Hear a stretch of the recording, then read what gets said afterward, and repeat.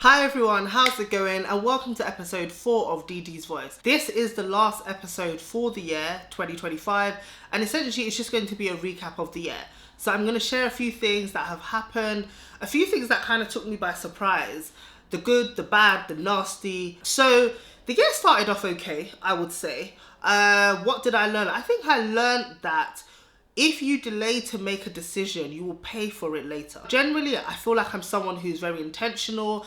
I like certain things. You know, I've made certain decisions intentionally to be able to get myself to a place where I believe I need to get to. For example, like the first thing I would say is that this year I celebrated 1 year of moving out, which is no easy feat because it's very expensive, I will say that. I was able to sell out at my first ever supper club. If you're not following Cook with Dee, I will leave the handles in the bio. Make sure you do. It was a pop-up restaurant for 25 people. Who does that on their first run with no chef or culinary experience? I don't know. I did have help in the kitchen, but it was something that I feel like literally God did. But I worked behind the scenes very hard. Like, if you know me, my friends, one friend was like, you know, do you even know how to rest? The year was so busy and I enjoy being busy, but it was busy. There were so many celebratory events. I turned 30, a few of my friends got married. I think I attended 6 wedding events, excluding the different things here and there, such as bridal showers and so on. It's just been a busy year, and I'm very grateful that I've been able to celebrate people. There were loads of different things that were literally going on. I think the year was comçi, comça, so I would say that it was an interesting year because there were things that I would say I struggled with. So I found the year to be a little bit emotionally draining. I'm not going to sit here and lie, and I know why.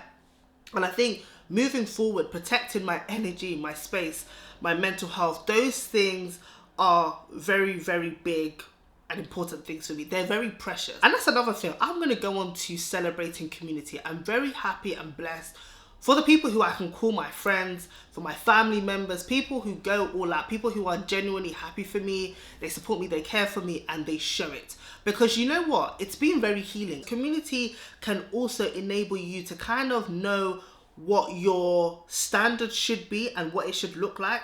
Because when you then encounter new people, you will kind of be able to be like, well, people that I know don't treat me like this, or people that I know would give more, or people that I would know would enjoy doing X, Y, and Z. And so it kind of enables you to be like, do you know what? I'm very loved in this space, in this bubble, and I'm not going to accept, or I shouldn't accept anything that's less. The end of that. I'm very blessed, and I think that sometimes it's very easy to forget that. I was having a conversation with someone this year, and she basically was like, make a note of everything you've achieved, because you say it like, oh yeah, I've worked so hard for it, but then it's so easy for you to forget because you've just done it. 24, I was a double law graduate. 30, I'm now a supper club host, and literally it's only going to get better from there. However, in it being better, that doesn't mean that I should not pray. That doesn't mean that I should not be aware.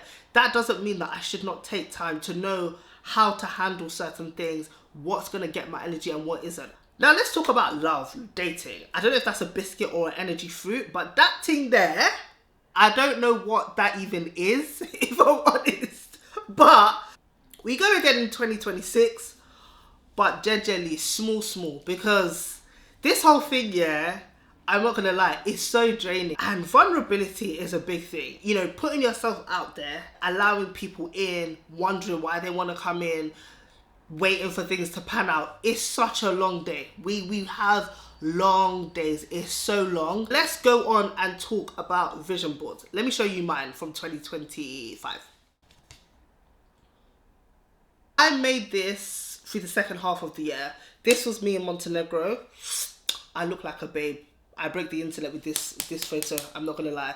But I put things on Faith on there, my website, and that's another thing. I built my website from scratch by myself. For my second go, because I've had a website previously years ago, I think I did a good job. I did my first supper club, counselling and therapy. I've looked into that again. And let me tell you something. There's no problem or no harm with literally striving to get better, to be healthier, to receive what it is that you want to receive in the new year and beyond. Because I'm telling you, my 30s, I believe it is what I make it with the help of God. I have very big things I want to accomplish. I believe this decade hopefully will be the year where I perhaps meet the love of my life. If you're here watching, holla at your girl, but come correct. If you feel like God is speaking to you. If you feel like you're ready, if you feel like you're making sense, okay.